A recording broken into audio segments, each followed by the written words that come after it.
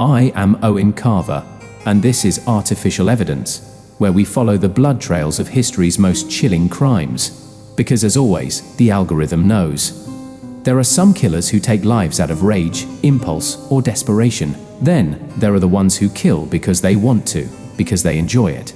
Deep in the pine-covered outskirts of Dry Creek, Louisiana, a man named Curtis Rayland was building a legacy of blood.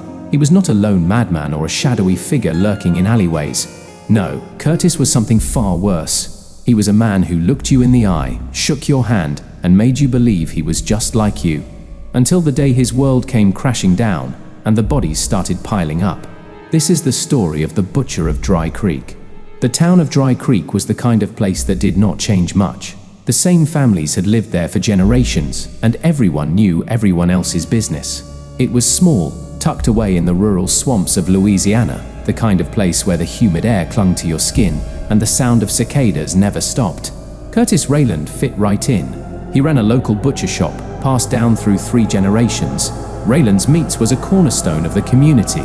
He was the man you trusted for the best cuts of beef and pork. He sponsored the Little League team.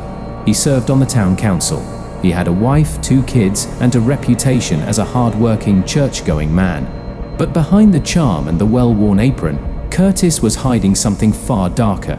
For years, young women had been disappearing along the back roads near Dry Creek. The first few were drifters, women who had no real ties to the town. When a girl from out of state vanished, people barely noticed. Then, in 1979, it was someone local. 18-year-old Mary Ellen Dupree worked as a waitress at the diner across from Rayland's shop. One night, she left her shift around 9, planning to walk the short distance home. She never made it. Her parents called the sheriff the next morning, but there were no signs of her. Her shoes were found 3 days later, left in the ditch off Highway 2007. The search went on for weeks. Bloodhounds, volunteer teams, helicopters scouring the thick bayous. Nothing. Mary Ellen was gone. The fear settled in. People started locking their doors at night. Women stopped walking alone after dark. The town changed in a way that could never be undone. Then, in 1982, another girl vanished. Janet Cross, 21 years old, worked part-time at the gas station just a few blocks from Rayland's shop. She was last seen getting into her car after her shift. Her car was found 2 miles away, parked neatly off the road. The keys were still in the ignition. No fingerprints, no signs of struggle, no witnesses. The disappearances continued, spaced out just enough that people wanted to believe they were coincidences. Until, in 1985, a hunter made a gruesome discovery. A few miles outside of town, deep in the cypress swamps, the hunter came across a rusted old freezer, half buried in the mud. It was the kind of thing someone had dumped years ago, forgotten by time. But when he pried the lid open, the smell hit him first. Inside, packed in ice long since melted away, were the remains of 3 women. The bodies had been stripped of clothing, dismembered, and wrapped in butcher paper.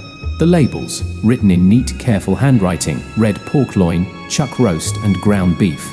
The news sent Dry Creek into hysteria. 3 women, carefully packed away like meat, left to rot in the swamp. The sheriff knew one thing for certain. Whoever did this knew how to butcher a body. All eyes turned to Curtis Rayland. At first, Curtis played the role of the shocked citizen perfectly. He expressed horror at the discovery. He told reporters that he would help in any way he could. He even offered a discount at his shop to the officers working the case. But the sheriff had his suspicions. A deeper look into Curtis's past revealed an unsettling history. In 1965, when Curtis was just 17, he had been arrested in Texas for assaulting a young woman. He had tried to force her into his truck, but when she fought back, he had beaten her unconscious. He spent 6 months in a juvenile detention center before his father pulled some strings and got him released early. That record had been sealed. But that was not all. When Curtis's father passed away in 1974, Curtis took over the family business. The old man had been a traditional butcher, one who prided himself on using every part of the animal. Waste nothing, he used to say. Curtis took that lesson to heart. Customers had occasionally commented that his meat tasted different, that it had a strange texture. Curtis always smiled and told them it was just a special blend. Investigators searched his property, but they found nothing. No weapons, no blood, no clear evidence tying him to the bodies in the freezer. Then, one officer had a hunch. In the crawl space beneath the butcher shop, buried beneath decades of dirt and grime, they found a hidden chamber. Inside, they found knives, chains, and hooks stained with dried blood. And worst of all, a ledger. The book listed dates, names, and cuts of meat. At first glance, it looked like inventory, but some of the names were too familiar. Mary Ellen Dupree, Janet Cross, and others, names of women who had disappeared over the years. Beside each name, a number, weight, measurements, cuts. Curtis had not just killed these women, he had sold them. The trial that followed was one of the most shocking in Louisiana history. Curtis Rayland was charged with 6 counts of murder, though investigators believed the true number was much higher.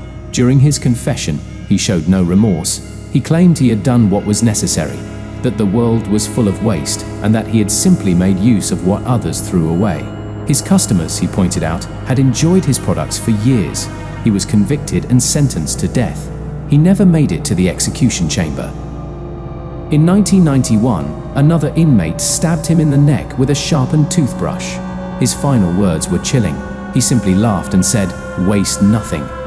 Curtis Rayland is gone, but the memory of what he did still lingers in Dry Creek. Some of the victims were never found. Some families never got closure. And the most horrifying thought of all, for years the people of that small Louisiana town had unknowingly eaten the remains of his victims. Thank you for listening to Artificial Evidence. If you have not already, be sure to like and subscribe. I am Owen Carver, and as always, the algorithm knows.